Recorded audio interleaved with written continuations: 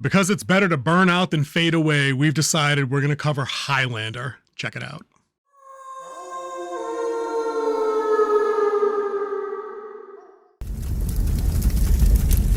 Hey guys, thanks for checking in. Winter Wolf here. Of course, co-pilot King Z in the other seat. Rolling right through Fantasy Movie Month. We're switching gears here. We're getting a little bit more grown up, I would say. Maybe we're coming off of The Princess Bride. We're going to do the Highlander. The Highlander. And there's a lot of stuff to talk about within the franchise. We're probably going to start with the first movie, I would think, because that's King Z's kind of focal point. I'll add a little color with the series from cable television from like 92.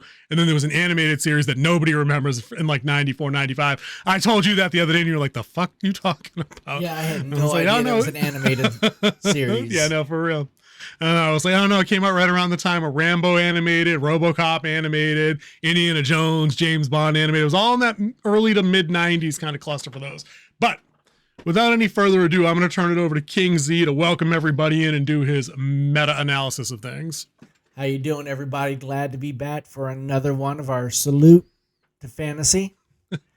As we're breaking down the movie Highlander and the TV shows and apparently an animated series that I've never heard of. What's the Highlander? It's a movie. Any good? Very good. It won the Academy Award Oh, for what? for best movie ever made. It was all right. But the movie was released in 1986, so a little bit after Princess Bride. No, year before. Right before. Year before. Yep, year before.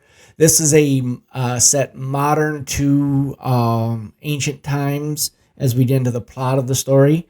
It was directed by Russell Mulcahy. Okay. Yep. Its budget was $19 million, but only brought in $12.8 in the box office.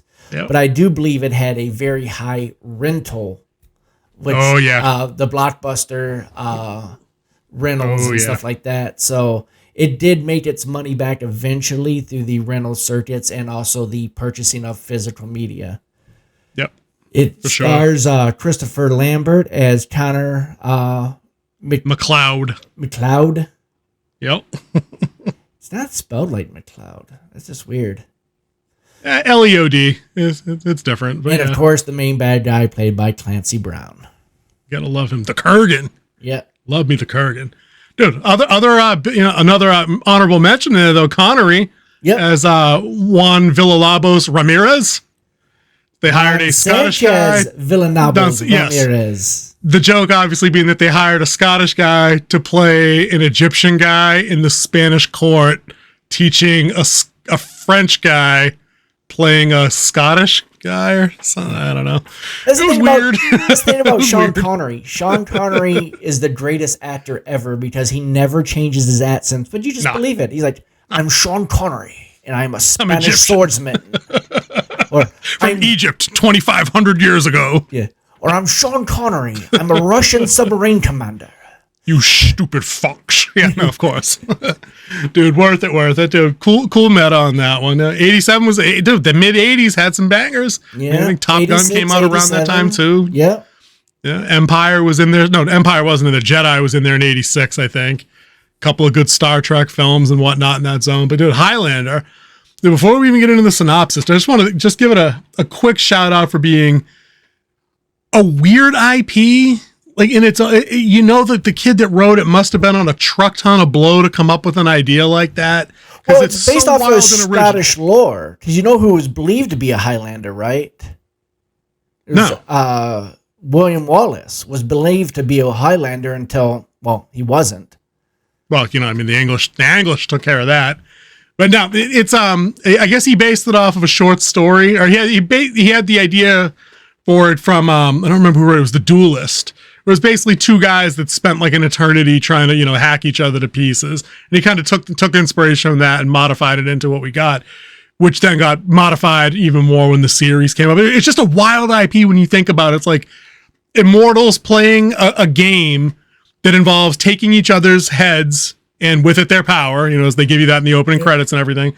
And in the end, there can be only one. Like the tagline and like the slogan for the whole thing. Yep. It's just it's a wildly unique thing. They're like when I'm considering like when we think about those kind of movies that we get now for those kind of competitions, it's always kids in a dystopian thing like Maze Runner and Hunger Games and Divergent and all that stuff. But and we only really kind of, when do grown-ups do stuff like that, like Squid Games or like the Belko Experiment or something? But it's like it's never as interesting as like immortals from every walk of life across all the cultures of the world have to kill each other via swordplay and decapitation.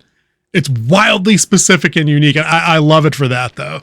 I absolutely do. Yeah, and it's a great premise of a story that took something that was like a folk tale, short story, and turned into a feature length, which actually got a huge fan following once it got to rental, which led to the kicking off of the TV series a few years later. Dude, for sure, dude. You want to talk about not only a huge fanfare and all that good stuff, you know what else was huge about this movie? The amount of money that the guy that wrote it earned as a spec script. He wrote this while in a film class. His advisor read it and said, submit it to an agent. Any guesses what he got paid for this in 1987?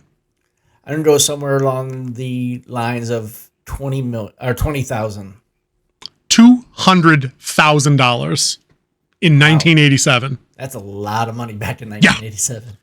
First script. Student at the time. Hey, when it's hot, when it's good, it's good. Now, I'm glad you said that because, you and I just talked about a bunch of horror flicks a few weeks ago. And one of the videos we did, you guys can go check it out, was the Best of the B Team, where we talked about I Know What You Did Last Summer and Urban Legend. Yep. We thought I Know What You Did Last Summer still holds up. Both of us agreed. And then we sadly both agreed that Urban Legend, not so much. If you haven't seen it, you can, if you're super interested in the idea, the concept, go check it out. But otherwise, you're not missing much. Dude, I'm not so sure Highlander holds up. You don't think so? I'm not so sure.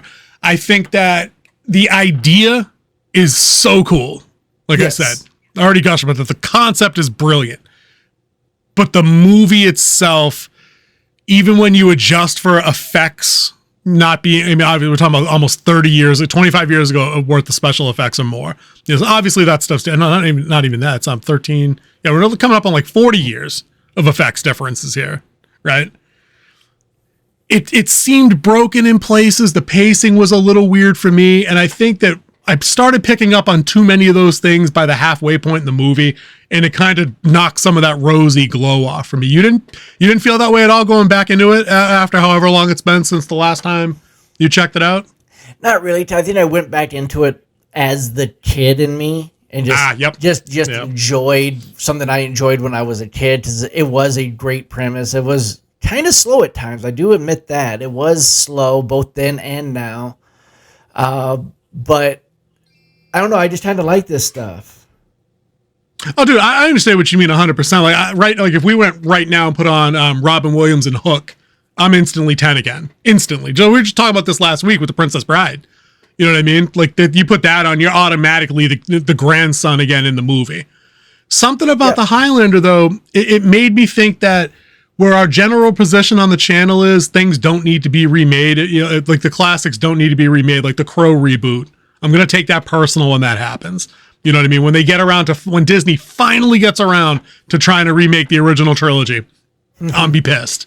But this, I'm like, if they get a competent writer and Henry Cavill's attached like he is, and they have the music, for the soundtrack from Queen, which they have, like they have all the rights for all that stuff. I think this could be rewritten and modernized, but not in the way where there's, a bunch of blue-haired feminist college kids running the show and having their turn at the store. I mean like modern, like stylized for modernity is the word. Is one of my major things that I didn't like about it going back was the fight choreography. I thought it was slow after coming off things like Revenge of the Sith, and that even itself is a dated reference now. But I think the way we tell these visual stories now is we tend to overemphasize on that visual aspect with fight choreography, with some of the athleticism that's involved in these things. Compare the first fight between Vader and Obi-Wan in A New Hope to even as bad as The Last Jedi and Rise of Skywalker are. Compare that fight to anything in those two crap sequels. You know what I mean? You can't. It's apples and oranges in terms of quality. And I thought that this movie had a lot of left, right, left, right, left, right, spin around, left, right. It wasn't complex. Compare this to something like The Mask of Zorro. Which one had better fight choreography? Zorro. One of the things you have to take into account is that the fighting styles, because of the Kurgs, he used a much bigger sword. Oh, yeah. Compared to Claymore. a faster sword of McLeod. Yep. So the choreography would look a little bit clunky because of that on purpose.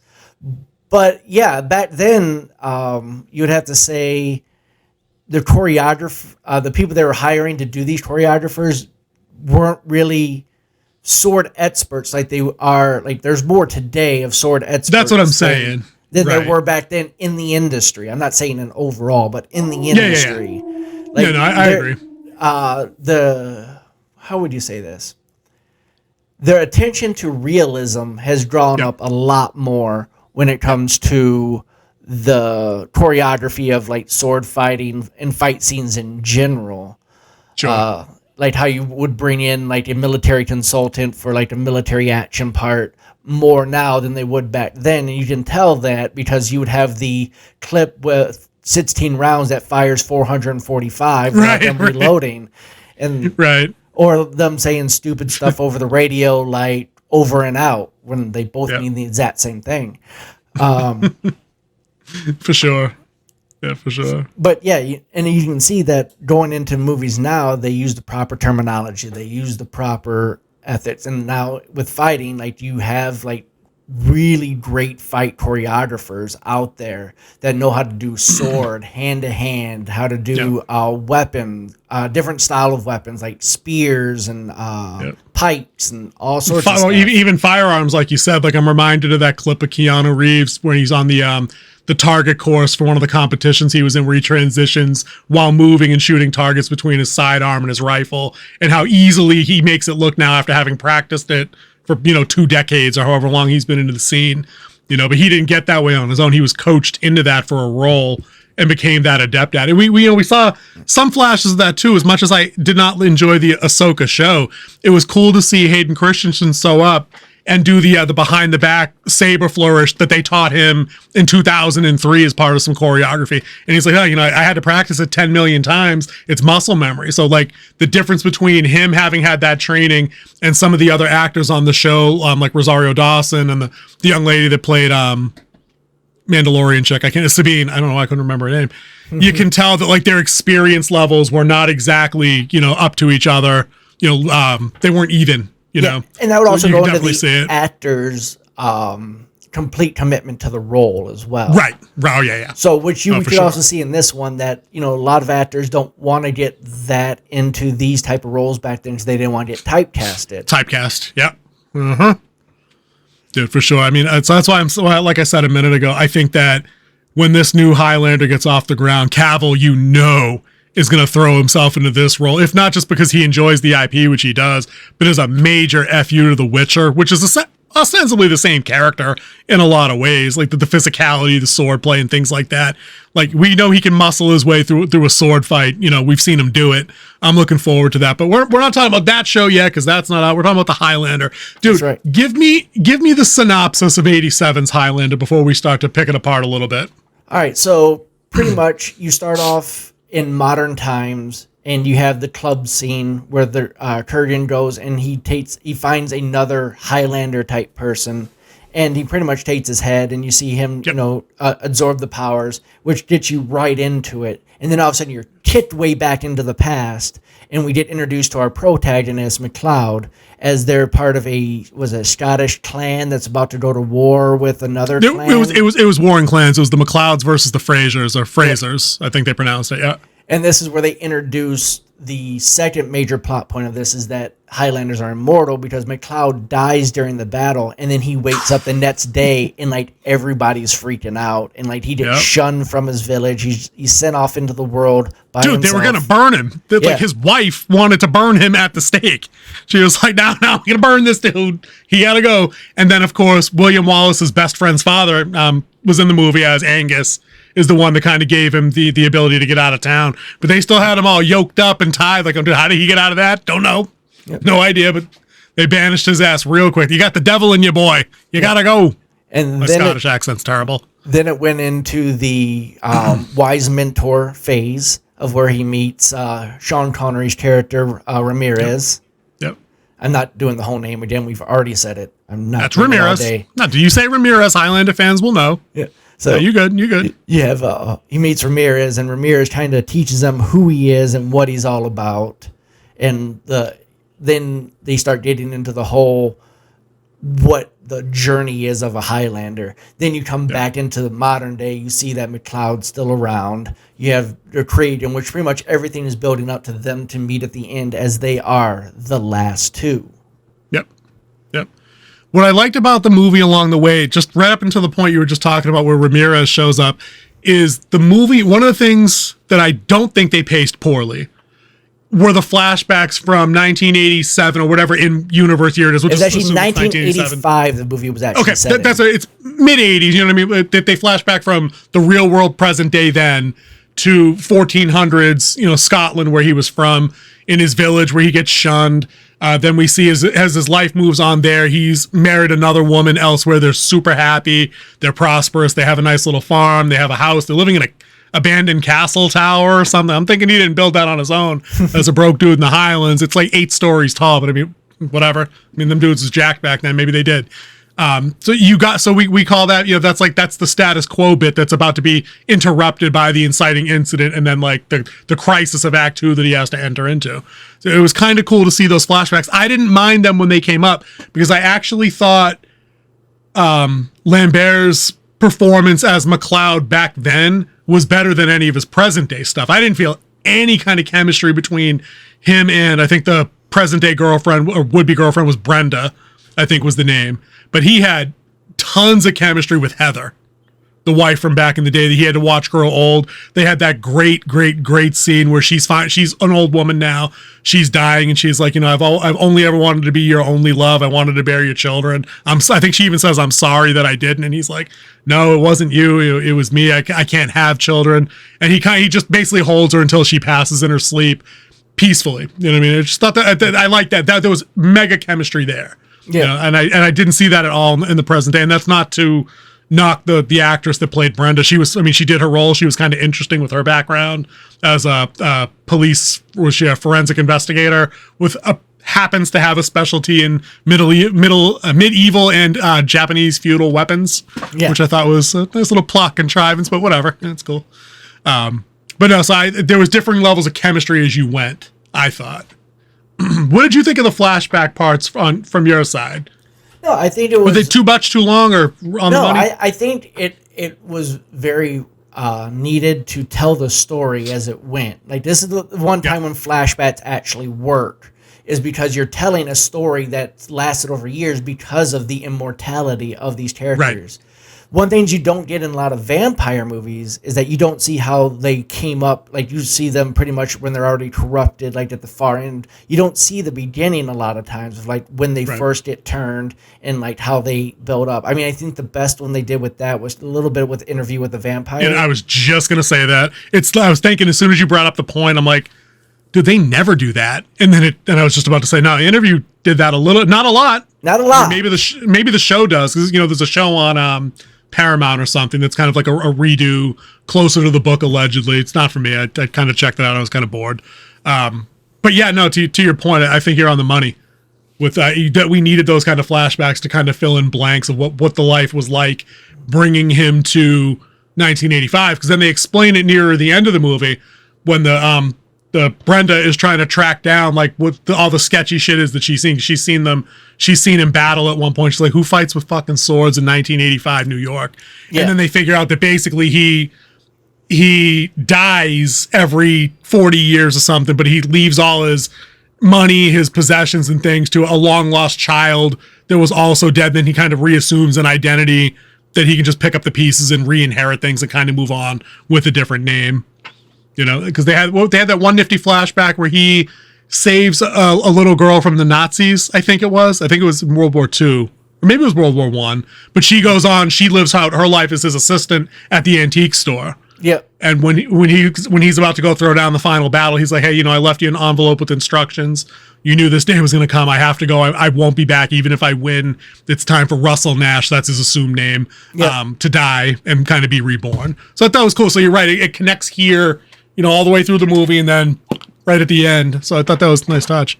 Yeah. The movie, I thought, does a pretty okay job of establishing the rules of the game and kind of do a little bit of world building. It gets fleshed out way more in the TV series, the Highlander, the series, than the animated series. They go way more in depth. But the rules of the game here are that, you have to fight one-on-one combat. Your enemy can only be defeated by being decapitated and releasing their power for you to absorb. In the end, there can be only one. Yep. But I thought one of the other interesting things where they talk about the gathering, everybody knows the quickening is the release of the energy with the lightning and the glass breaking and all that bullshit. That's the final. Gathering, right. But the gathering is a compulsion that they all feel to gravitate towards a location as their numbers dwindle, and they're basically going down the bracketology and getting into the final four. And it just so happens that it brings them to New York, which I thought was kind of funny. What are those games called? Like Fortnite and Warzone, where like arena battle royale. Battle Royale. That's exactly what it is. It starts with the world, and then they all get pulled closer together till there's only one left. Yep, essentially that. But I like the idea of them having to draw power. They draw power from victory. But some of the other cool stuff that comes up in some of those other series. The animated series does it in a way that it's set in the far future, so it doesn't screw up anything canon, which is always a criticism we have of things today, like Star Trek and Star Wars and Rings of Power. Those dickweeds always try to go back, so then it basically rewrites the future Terminator style when they ruin things by screwing up and changing things 200 years before you met Han Solo. The animated series is set in like the year 2700, and it kind of ignores the ending of part one, just like the rest of the sequels in the series do. There's still immortals out there doing their thing. But the major difference between the animated series and the Highlander is that in the animated series, the remaining immortals have decided that given the nuclear disaster that kind of downed the world at whatever point, they're going to forego the game. Like they all agree not to fight because they're going to preserve knowledge. One of them's preserving agriculture. One of them's preserving gunpowder, electricity, like combustion engines. They're all alive to protect these things, and they share the information by grabbing the sword and passing it on to a worthy successor when they're ready to die, when they've just had enough and they want to check out. Except for one lone dickhead that's the series antagonist who still goes by the old ways and is lopping heads and shit to collect power, which is kind of funny. The main character is a 700-year descendant of Duncan MacLeod from the show. It's Quentin MacLeod. And there's a Ramirez character, but he's not related. But the rest of it is completely unrecognizable outside of the sword battles. And because it's a kid's show, they give you the whole, remember like old G.I. Joe had like the lesson of the week thing, the more you know? Mm-hmm. The Highlander had elements of that, like where the main character always had to learn the lesson that would then be given to the kind of the audience at the end, about playing nice in the sandbox type shit or whatever it was. So did you feel it, like when you switched over from the movie to the TV show, did you feel like a little disconnect when they went from Connor MacLeod to Duncan MacLeod? No, because I remember like when that initially happened, I had seen the Highlander. I had seen the Highlander 2, which was a bomb. Like it was, I don't know if you've ever seen part 2. I think part 2 needs to be completely thrown out because it doesn't stay to canon at all. It has been. The Highlander 3 when it came out. Yeah, it like kind of reset the whole world. Ignored it. Oh yeah, dude. The second movie was so bad, so awful. The backstory for the Immortals was that they were aliens that got like marooned on Earth or something, and the only way they could get back home was if one of them won, but that didn't explain how they were supposed to resurrect their race by awful. Yeah, it was like, the sequels after that, not much better, but that was bad. Yeah, Connor was like dying too because there was no more power to absorb. And then when they came back, it reset everything so they could start the game over again. And it had didn't it have some weird, because of the time it was set in some weird environmental story, like the ozone on Earth was depleted or depleted. He figured it out, and there's like a shield around Earth. Right. Then there's no sunlight. Awful. Dude, awful. Dude, that movie was god-awful stupid. Oh, it was so bad. We ought to go back and see who wrote that, because if it was the same kid that wrote the first movie, whatever he was smoking for when he wrote part 1 and made his 200,000, he should have went back to that. and not got on that new shit or whatever he did. Because 2 was not that 3 with Mario Van Peebles was really knock you out of the park kind of programming, but at least it had a point. And then the later sequels dipped into the followed up from the series, which was kind of cool. But even so, they're just not that great. Yeah, Highlander 2: The Quickening came out in 1991, ran for an hour and a half. It's the longest hour and a half of your life. Oh yeah, losing brain cells every minute, 100%. Who wrote it though? All right, so there's 3 writers. One of them, and he might be the head on the billing because he did write the first one. He might not have had anything to do with this script itself. Yep. But you have Gregory Wyden, who wrote the first one. That's him. Yep. Then you have Brian Clemens, who also has a writing credit. And he wrote The Avengers, but not the Avengers we know. We're talking about the British Avengers. Yeah. Yeah. Which actually wasn't bad. And See No Evil. Recently, he's written something, McBride, Fallen Idol, and some CSI 5. Yep. You're telling me it's just a lot of bad drugs involved in writing that in a committee. And the guy that wrote the first one probably had a credit because he invented it, And, and the last one is William N. Panzer. He also helped write this. Yeah. And he had a hand in the TV series Highlander Endgame, which I didn't even. Yep. Was that 3? That was 4. That was the first sequel that took, or the that was the first sequel that took over for the TV series. So it's a direct sequel to that show. Wow, there's actually and then the source Highlander stuff at this day. Yep, and then the spinoff from the series too, Raven.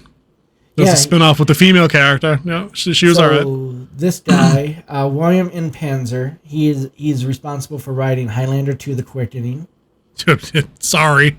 Highlander: The Gathering, Highlander the Animated Series, Highlander: The Last McCloud, Highlander: I don't know what that is. The Adventure Begins. Those might be games or books. One of them's a book. One says one says video. One says TV video series, game. I'm guessing. Video, and then Highlander Raven. That's the female spinoff. That was actually pretty good. Amanda was a good character on the series. And then Highlander Endgame, Highlander the Source, and Highlander Search for Vengeance. Search for Vengeance, I think, is a sequel that never happened. I don't think that actually ever got made. 2007 was its release.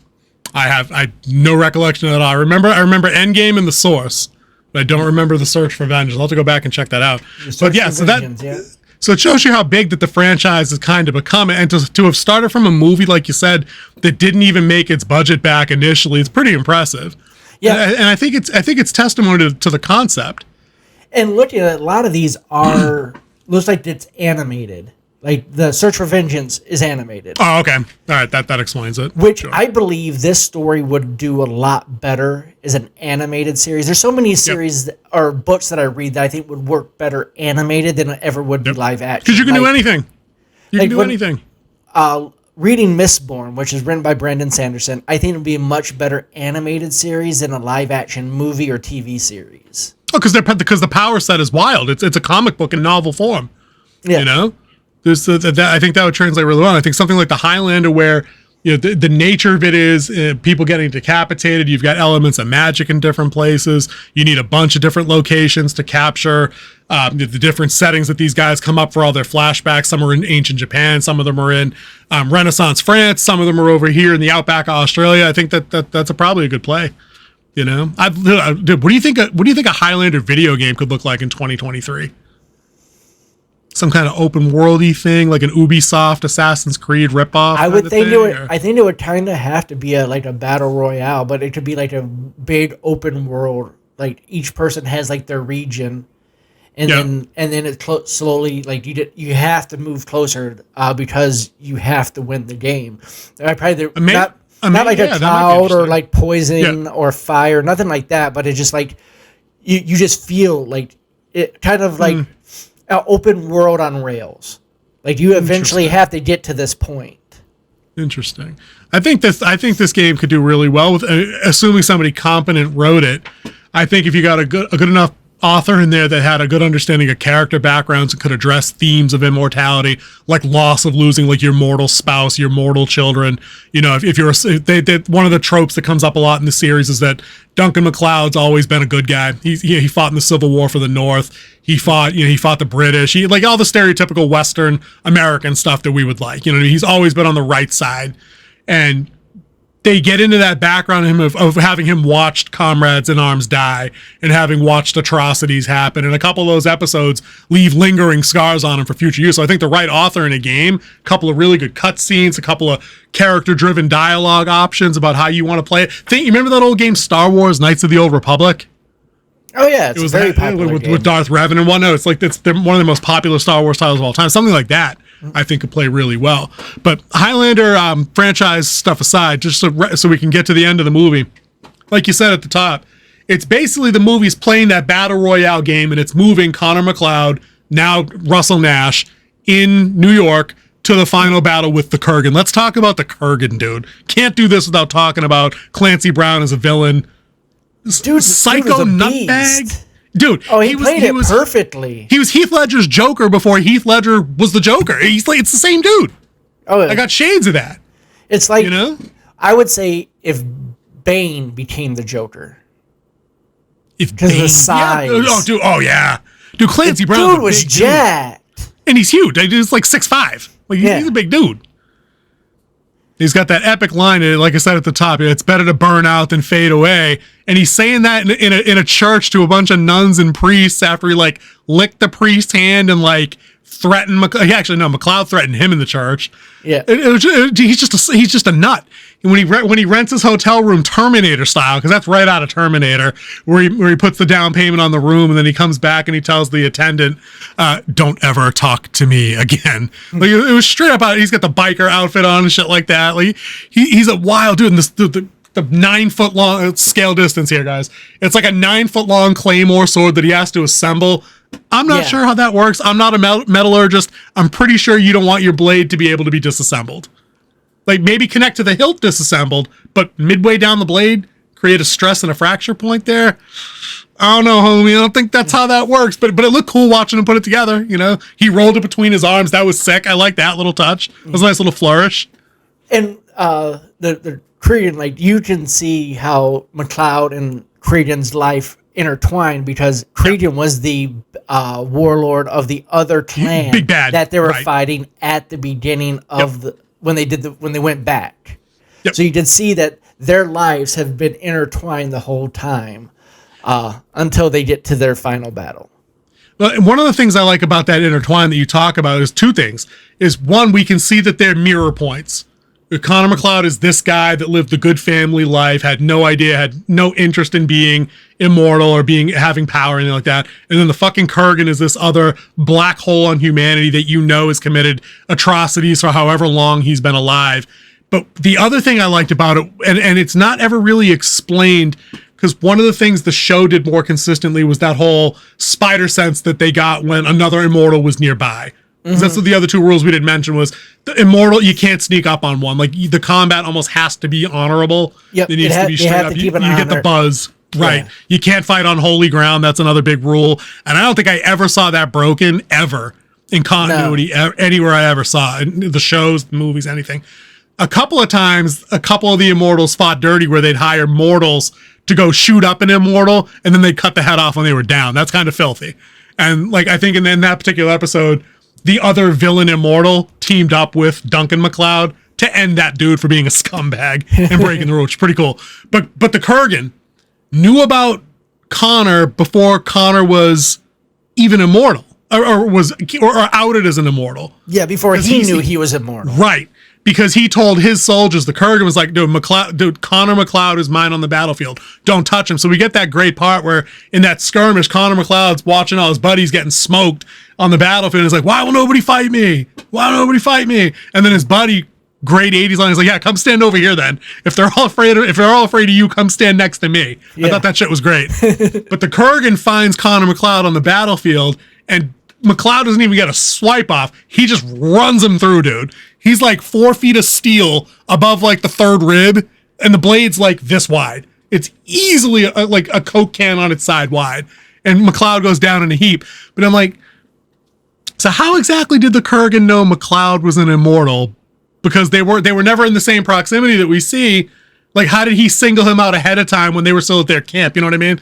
And that's, I think, when I was talking earlier about some of the things that I just don't like in the movie anymore, is some of the stuff is what we would call now a contrivance to make the plot work. You know what I mean? I'm like, if you just thought about it a little bit more, you probably could have had them both be members of the same clan, and that, you know, if he was in the same place, he would have known when another immortal was born, or I don't know. It just there were a couple of things like that. Back in those type of battles, there used to be like a parlay before the battle, right? And where he might, and if they showed that, then he was by him, he would have his little. He'd have the spider sense, right? Yeah. But that's what I'm talking about. Somebody clever should have sat down and kind of read through that script and be like, okay, if the rule is, you know, we can sense when the other one is near and we have to fight them one-on-one, how can we put them in the same place to set up that whole nobody touches McLeod but me, like that big, because he does the whole thing grandiose. He's got like the sick ass General Kale from Willow skull armor on. He just looks, he's the baddest dude on that field. Dude, demon on the field, just dude hacking shit, all kinds of crazy shit. But I love that presentation, because then when he gets to modern day, he's a psycho dude. Like when he kidnaps the love interest, he's driving around at Mach 5 on busy New York streets, closing his eyes and shit. She's so terrified she legit passes out from exhaustion. Not like she lady faints out from like the 1800s. Like she's been screaming for 6 minutes. You know what I'm saying? Like she's been losing her mind for 6 minutes. I challenge you to scream for 6 minutes and not get lightheaded. Yeah. So she just finally like slumps out and that's it. But he's a nut. And I love seeing that because he's a well-spoken nut. Yeah, but also you'd have to think like the toll that immortality would play on your mind. Oh yeah, and if you're a nut, yeah, if you're a nut, because Ramirez was okay and he was 2,500 years old because he wasn't a dick. If you're a dick, you're probably going to be a dick as an immortal. You're an immortal dick at that point. I think that just goes hand in hand. But the Kurgan doing his thing around New York and like the shoddy biker outfit with like the fake chainmail and shit. I was like, dude, that's so typically 80s. I love to see it. It was great character design. Dude, did you see it? Did you notice at the end when they were setting up for the final battle, he's sitting in the church kind of taunting McLeod. McLeod's like, yeah, I'll be outside. You know, you can't hide in here forever. But at one point, the Kurgan kind of leans back and you can see the cut on his neck that he got. It's held together with safety pins, dude. Mm-hmm. Sick. Didn't notice that 30 years ago when I saw this shit, but I saw that today and I was like, oh. Yeah, I do remember that. Yeah. Oh man. Yeah, I just thought that was there's nice little touches like that. Just they count for so much, you know. It just because it adds to the character development without spending a word to do it. Yeah, you know, it's a whole show don't tell type thing. Yeah, but again, it's a clever way that they did it. You know, it's like that note could have never come from a studio suit. It took a guy on the ground trying to get inside the Kurgan's head as a character, as a nut that's like 800 years old, to be like, all right, is he going to the hospital to get staples? Nah. Use whatever sharp shit he has to bind some shit together and hope for the best. More than likely, it was a costume design person who came up with that idea. Whomever. It took some dude, some woman, whoever, guy, girl, whoever, that was there, was like, what could make this psycho look even sicker? Oh, he's got a neck slice, fish hooks, safety pins, whatever. Yep. You know?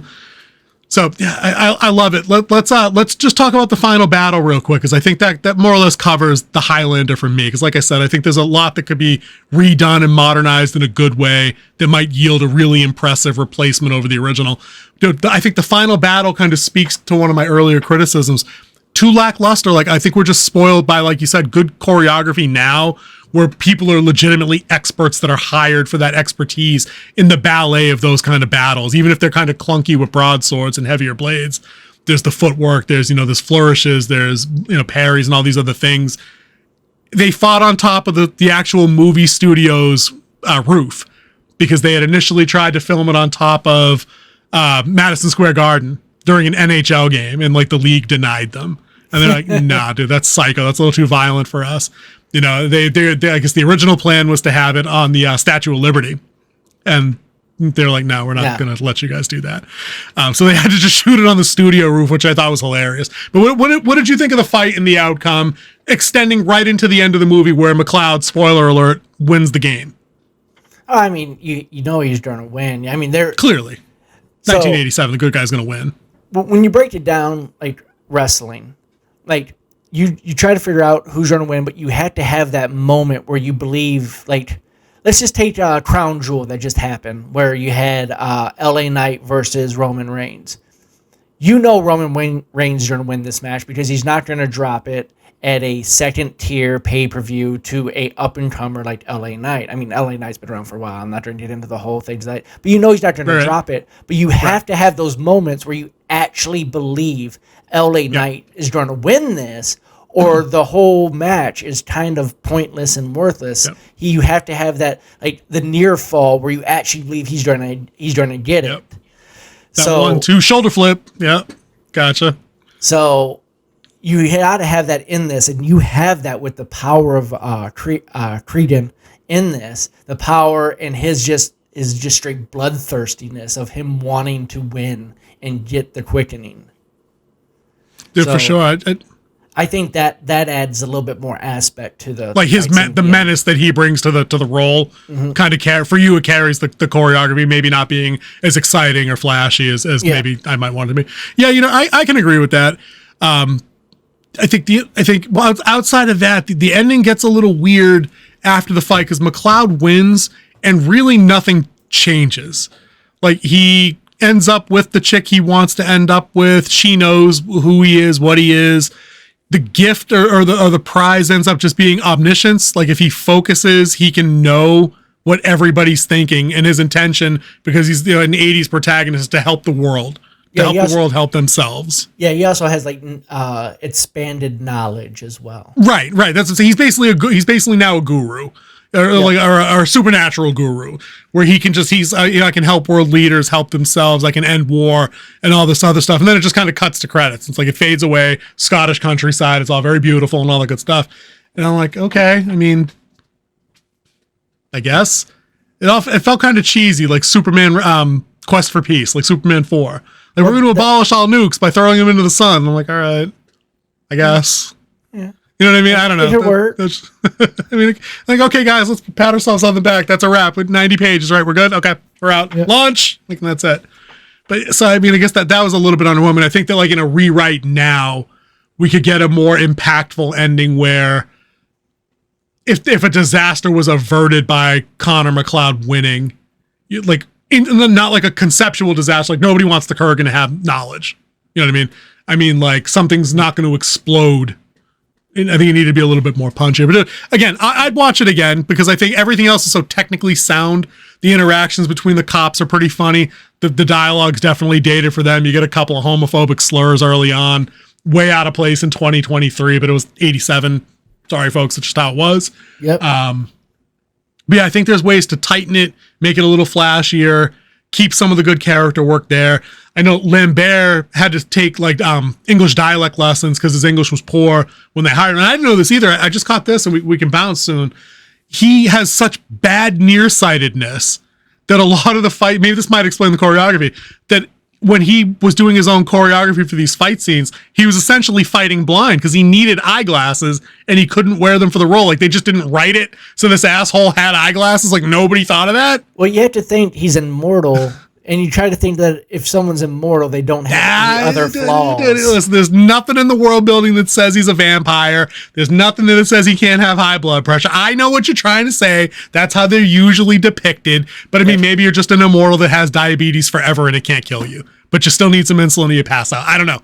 I'm just saying. So like, he's all swinging this sword at stunt doubles and shit, almost blinding them because he had that poor vision, which I thought was hilarious, that you took on a role that required you to A, film a scene underwater during the training sequence, and B, had fight choreography to it. Like, maybe you better been better suited for the role of one of the cops, sitting at a desk, not doing sword fighting, Yeah. I thought that was kind of wild. So I think that covers the movie. We talked a little about the TV series and some of the animated stuff. I think the TV series did a great job of expanding the universe and still paying homage to the movies with, references to the Connor McLeod character and, staying true to the rules of the game and stuff like that. I do believe that Adrian Paul, who played Duncan McLeod, had more charisma for the role. Oh, yeah. Yeah, he definitely carried the immortal battler a lot better than I believe Lambert did. So Well, I mean, he had 119 episodes to bang that out over like 7 seasons or whatever it was. And that's what I said before. They gave you in every episode, one of the hallmarks of the episode was the flashback, because he had one in every episode where it gave you a glimpse into his life before across the centuries that he'd been alive. But you got to remember, too, the series also gave him a really cool sidekick with Richie. So he had a mentor-student relationship that had its own arc that ends in tragedy that then defined him for the last season. He had a couple of good love interests, one that really destroyed him halfway through Tessa. Dude, when Tessa dies, I was ruined when I was like 14. Like, gorgeous. And besides that, it's like Duncan took that wrong. You know, he was wrong after that happened. But one of the cool bits of world building that I didn't mention earlier from this series, I don't know if you watched enough of it to get it, they actually introduced the concept of the dark quickening, where if you take an immortal's head that was so fucking evil, it could actually imprint his evil personality onto you. Oh, wow. It was some effed up stuff that happened in that sequence. That's actually how what ended up being the end of Richie. The dark quickening kind of took Duncan and made him paranoid to think Richie was out to get him, and then he unknowingly took him down, which was kind of effed. So I mean, they had some cool stuff. The movies did a little bit of that too, where they brought Christopher Lambert back for Adrian Paul's first movie. They had to team up to take down the antagonist in that, if I recall correctly, and they foreshadow how it all ends, where Lambert's trying to teach Adrian Paul a technique that's unguardable. Like, if you can get somebody into this particular arrangement, any move they make results in a counter that takes their head off. And the spoiler for 40-year-old movie, he basically forces himself into that move with Adrian Paul's character at the end, because he's like, I can't take this guy. You need my power to be able to get him later. So he sacrifices himself into that move and forces Duncan to behead him so he can get because Lambert's way older, and get all his power, which was pretty dope little hero sacrifice kind of moment, which is pretty cool. So the series and the other sequels did a lot better world building wise, but you got to hand it to the original for at least coming up with the idea, because it's crazy original. Oh yeah, love it. Oh, yeah. And love it. Just so you know that the series ran from 1992 to 1998. Okay, good. So 6 seasons. I remember reading earlier, there was 119 episodes, 120 episodes. But like we say all the time when we do our series reviews versus movie reviews, a series is like Game of Thrones, is always going to give you better character work because they have time. Yep, It's like series and books are better than movies for that reason. Yeah. You know, you get 40 novels in the Mistborn series, however many they're up to. Of course, those characters are going to be better developed than a one-off, you know? That's just how that is. And dude, there's like 40. Whatever. Well, he keeps adding them. Yeah, they're all related. No, actually they're not. They're all in a timeline. They're in a timeline. And there's between the first 3 books and the next 4 books is 386-year time gap. I can't even do it. I can't even. I could fit my whole timeline in the gap in that timeline. It's ridiculous. Yeah. Ridiculous. Yeah, so he has his first 3 books, which is the Vin and Kelsier. Kelsier, yep. And then I'm still on that one. And then it's 386 years later when you start Alloyed Law, which is a whole new cast of characters. And you know this dude's got a secret project for something, and you just know he does because he's been blowing the internet up with that bullshit. He does. But we're good here. I think we handled the Highlander. I'm happy we got this far. I wasn't sure we'd be able to stretch out a really good hour-long piece on it, because the movie, when I watched it yesterday, I was like, are we really going to have that much to talk about from this film? Because I was a little underwhelmed on the re-review. I'm glad it held up for you. I'm glad it still brought you back to, 12-year-old King Z version. That's the best feeling in the world when you can get transported back like that. I 100% will get like that when we get to our final mystery movie. For the end of fantasy movie month, for sure, especially that middle block, I'll call it. I love that. But we appreciate you guys stopping by. We didn't do really any sales pitching on the way, audibly anyway. I'll probably splice a couple things in just because. But, if you enjoyed what we did here, King Z will tell you all about what to do. All right. So you've stuck with us through this whole review of Highlander and our salute to fantasy so far. So as we've covered The Princess Bride and now Highlander. If you do like this content, please hit that subscribe button.